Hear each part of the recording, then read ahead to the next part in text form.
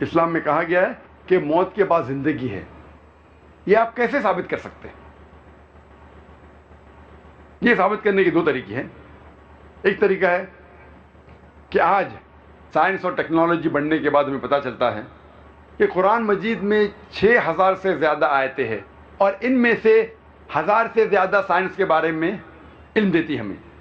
آج سائنس اور ٹیکنالوجی بڑھنے کے بعد ہمیں یہ پتہ چلتا ہے کہ جو بھی کچھ قرآن مجید کہہ رہا ہے تقریباً 80% جو بھی کچھ قرآن مجید میں لکھا ہے آج سائنس اسے 100% تسلیم کرتی ہے. مثال کے طور پہ کس طریقے سے کائنات قائم ہوئی، سورج کے بارے میں، چاند کے بارے میں، ان سب چیزوں کے بارے میں جب ہم تحقیق کرتے ہیں آج کی سائنس یہ کہتی ہے کہ 80% جو ہمیں معلومات ملتے ہیں قرآن میں سے اگر ہم سائنس کے ذریعوں سے پرکھیں تو پتہ چلتا ہے کہ وہ 100% صحیح ہے. باقی 20% ڈاؤٹ فل ہے، ہو سکتا ہے صحیح ہے، ہو سکتا ہے غلط ہے. اس میں سے ایک پوائنٹ بھی نہیں ہے، ایک آیت بھی نہیں ہے جسے سائنس نے غلط ثابت کیا ہے. کچھ چیزیں سائنس یہ کہتی ہے کہ سائنس ابھی اتنی ایڈوانسڈ نہیں ہے، اتنے آگے نہیں پہنچی کہ وہ اس قرآن مجید کے آیت پہ کچھ کہہ سکے. تو 80% قرآن مجید کا تقریباً 100% صحیح ہے، 20% ڈاؤٹ فل، نہ صحیح نہ غلط.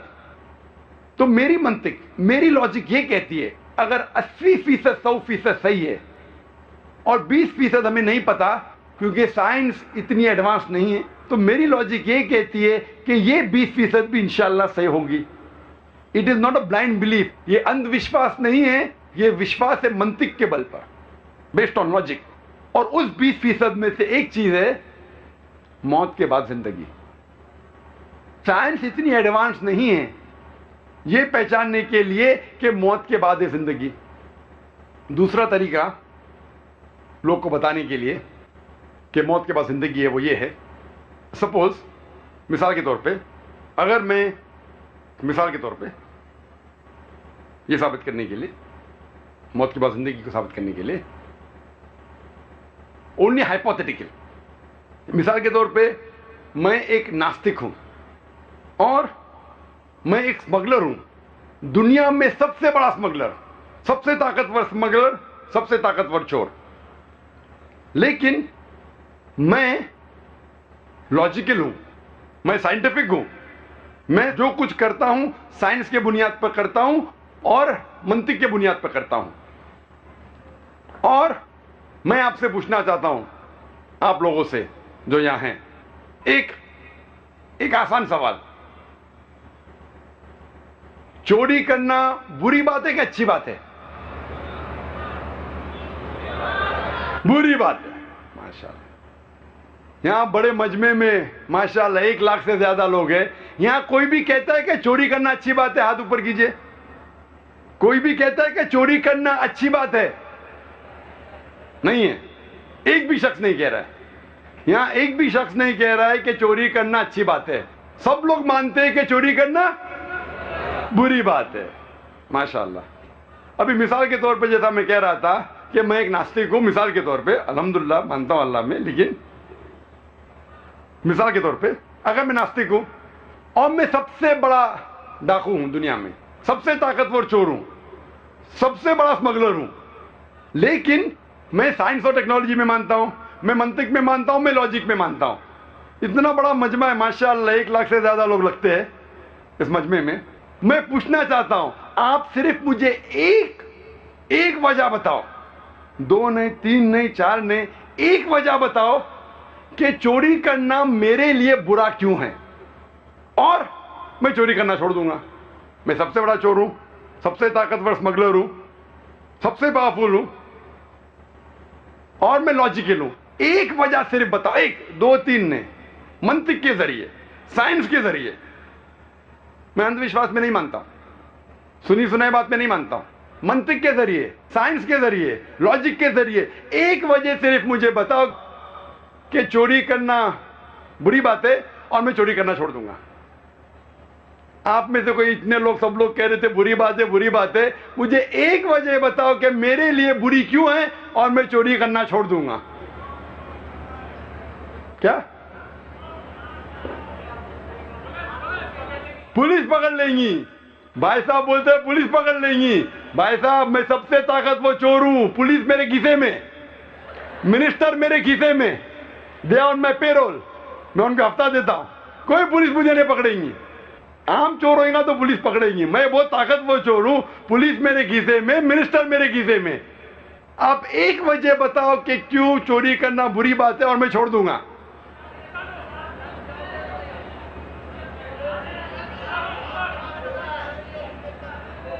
तकलीफ होगी, मैं जिसको चोरी करूंगा उसको तकलीफ होगी, जिससे मैं चोरी करता हूं उसके लिए बुरी बात है, मेरे लिए क्या बुरी बात है? मैं आपसे कह रहा हूं कि मेरे लिए बुरी क्यों है वो कहिए। जिससे मैं चोरी करता हूं चाहे लाख रुपया हो, उसके लिए बुरा है, मेरे लिए तो अच्छा है ना। मैं नई गाड़ी खरीद सकता हूं, अच्छी घड़ी खरीद सकता हूं, अच्छा बंगला खरीद सकता हूं, दुनिया में घूम सकता हूं। अगर मैं चोरी करता हूं 2 लाख 5 लाख 10 लाख तो मेरे लिए तो अच्छी बात है ना। मैं ये कहना चाहता हूं, आप बताइए मुझे मेरे लिए क्यों बुरी है और मैं चोरी करना छोड़ दूंगा।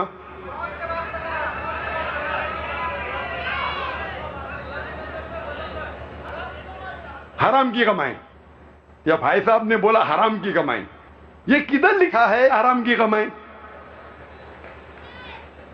मैंने कहा मंतिक के जरिए बताओ, लॉजिक के जरिए, साइंस के जरिए। मैं साइंस की किताब पढ़ा हूं, किधर भी साइंस की किताब में नहीं लिखा है कि चोरी करना हराम है। आप मुझे एक वजह बताओ कि क्यों गलत है और मैं चोरी करना छोड़ दूंगा। एक वजह, 2 नहीं 3 नहीं, मंतिक से या साइंस के जरिए एक वजह बताओ क्यों गलत है और मैं छोड़ दूंगा। भाई साहब बहुत बुरे, सुनने में नहीं आएगा। चोर है, लोग मुझे चोर बोलेंगे। अरे चोरी करना तो अच्छी बात है ना, तो मेरी तारीफ करेंगे, अच्छा लगेगा मुझे। अगर लोग मुझे चोर बोलेंगे, मेरे नजदीक चोरी करना अच्छी बात है, तो मेरी तारीफ करेंगे, करने तो आपको क्यों प्रॉब्लम हो रहा है? लोग जब मेरी तारीफ कर रहे हैं, आपको क्यों प्रॉब्लम हो रहा है? किसी शख्स ने कहा कि कोई मेरी चोरी करेगा। भाई साहब मेरी चोरी कोई कर ही नहीं सकता है। मेरे पास 100 बॉडीगार्ड्स है स्टेज के पीछे खड़े AK-47 के साथ। मैं दूसरे की चोरी कर सकता हूं, मैं सबसे ताकतवर हूं, मेरी चोरी कोई कर ही नहीं सकता है। हो सकता है कोई लोग, अभी आपके जवाब खत्म हो गए, लेकिन क्योंकि मैं अक्सर ये प्रैक्टिस करता हूं, और भी सवाल आते, और भी जवाब आते। कोई कहता है कि अगर आप चोरी करेंगे, अगर आप चोरी करेंगे, आपके कॉन्शियंस को बाइट होगा। आपका जो कॉन्शियंस है, ईमान, ज़मीर, ज़मीर मेरे दोस्त का नाम भी है, आपका ज़मीर गंवारेगा नहीं। मैंने कहा भाई मेरा ज़मीर मबनी है मंतिक पे और साइंस के। मेरा ज़मीर में कोई प्रॉब्लम नहीं होता है, मैं साइंटिफिक आदमी हूं। आपका ज़मीर कहता आप मत चोरी करो, मेरा ज़मीर तो कहता भाई साइंस के बुनियाद पे चोरी करना गलत नहीं है। आपका ज़मीर होता आप मत करो, मेरा ज़मीर तो कहता भाई साइंस और मंतिक के हिसाब से चलो। कोई कहेगा ये ह्यूमैनिटी के खिलाफ है, इंसानियत के खिलाफ है। मैं कहता हूं किसने लिखा ये किताब इंसानियत? मेरे लिए तो अच्छी बात है, मैं चोरी कर सकता हूं, घूमने जा सकता हूं, बंगला खरीद सकता हूं, गाड़ी खरीद सकता हूं, क्या बुरी बात है? मंतिक के जरिए ये साबित करना मुश्किल है। अभी हम अपना साइड अदला बदली करते हैं, बदलते हैं। आप वो है नास्तिक, मिसाल के तौर पे चोर या बड़े डाकू, और मैं एक मुसलमान हूं,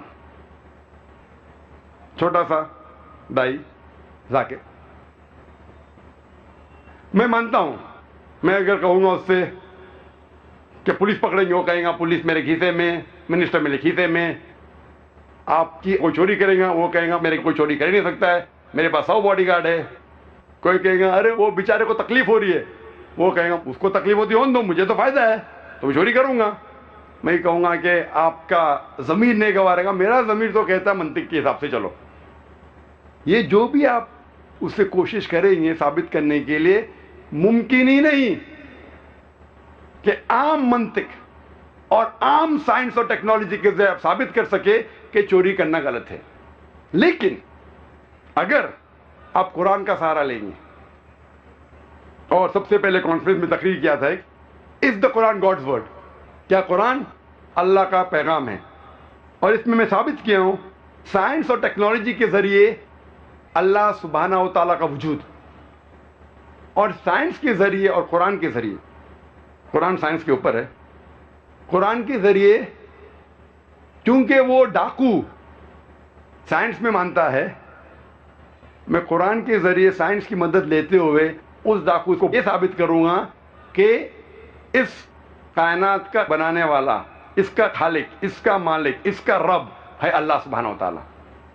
مثال ایک ہی دوں گا، نہیں تو اس کے اندر ہی پوری تقریر ہو جائیں گی۔ میں اس سے پوچھوں گا یہ کائنات وجود میں کیسی آئے، تو وہ جو ڈاکو ہے، چور ہے، کہیں گا کہ بگ بینگ کے ذریعے۔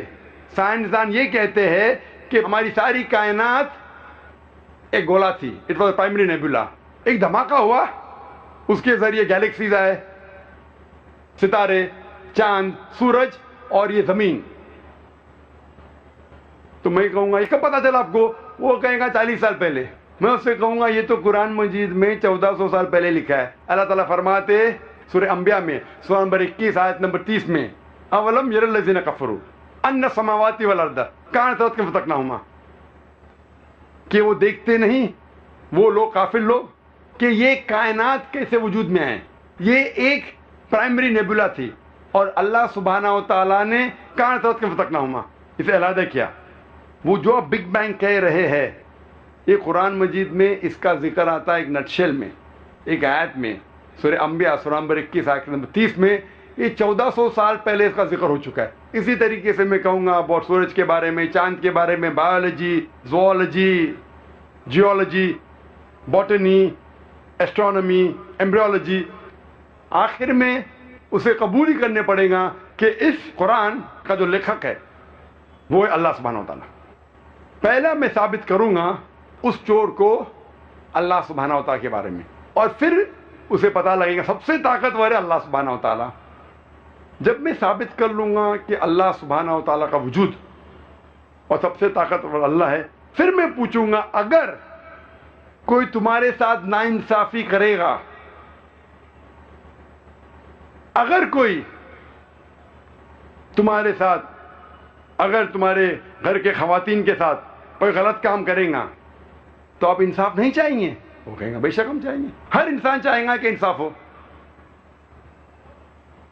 لیکن ہم دنیا میں دیکھتے ہیں کہ کئی چور لوگ ہیں، کچھ چور لوگ پکڑے جاتے ہیں پولیس کے ذریعے، بٹ ہزاروں چور ہیں جو عیش کر رہے ہیں، اچھی زندگی بتا رہے، ہزاروں اسمگلر ہے تو غلط کام کر رہے، اچھی زندگی بتاتے، مر جاتے، دنیا میں تو عیش و آرام سے جیتے، تو انصاف کدھر؟ اور آپ تو کہتے ہیں کہ آپ کا اللہ جو کائنات کا مالک ہے وہ حق پر ہے۔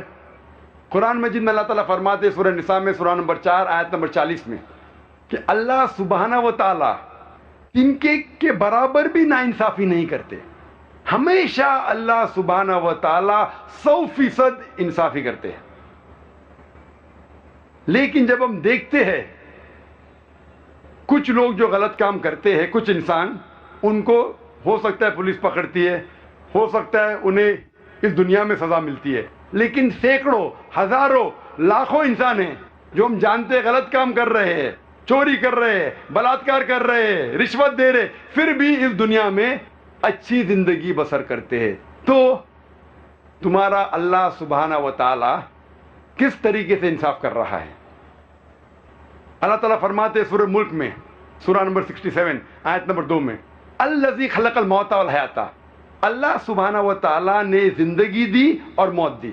الذی خلق الموت والحیات، اللہ سبحانہ و تعالیٰ نے موت دی اور زندگی دی تاکہ آپ لوگ کو پرکھے آپ میں سے اچھا کون ہے۔ اللہ تعالیٰ نے موت دی اور زندگی دی تاکہ آپ لوگ کو پرکھے آپ میں سے اچھا کون ہے۔ اللہ تعالیٰ فرماتے سورہ عمران میں سورہ نمبر 3 آیت نمبر 185 میں 185 میں، کل نفس ذائقۃ الموت، ہر نفس موت کو چکیں گی،